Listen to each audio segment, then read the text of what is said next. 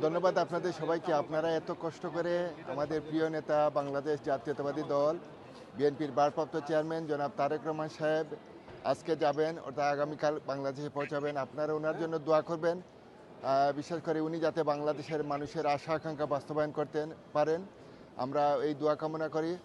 আজকে সত্যিকার একটা ঐতিহাসিক দিন, যেহেতু আমাদের প্রিয় নেতা দীর্ঘ 17 বছর এই দেশে ছিলেন। আপনারা জানেন উনি কেন ছিলেন। উনি ছিলেন বিগত সরকারের নির্যাতন নিপীড়নের কারণে।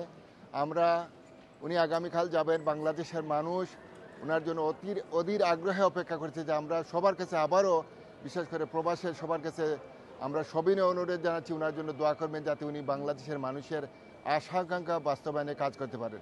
আপনাদের সবাইকে ধন্যবাদ। ওইটা অফিসিয়ালি হয়তো আপনারা জানবেন একটু পর, যেহেতু এটা বাংলাদেশ জাতীয়তাবাদী দল বিএনপি কেন্দ্রীয় সংসদ, ওনারাই সব কিছু মনিটর করতেছেন। ওনাদের কাছ থেকে আপনারা বিস্তারিত জানতে পারবেন।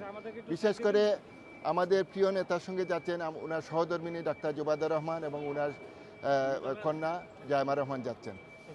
আর আমাদের আব্দুর রহমান সানি ভাই, আমাদের প্রাণপ্রিয় নেতা জনাব তারেক রহমান সাহেবের একান্ত সহকারী জনাব ইঞ্জিনিয়ার সানি ভাই যাচ্ছেন। ধন্যবাদ।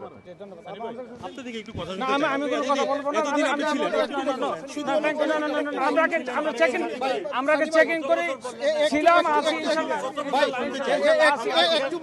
চেকিং করে নেই ইনশাল্লাহ, সবার সাথে কথা বলবো, কার কার ক্যামেরা কি লাগাই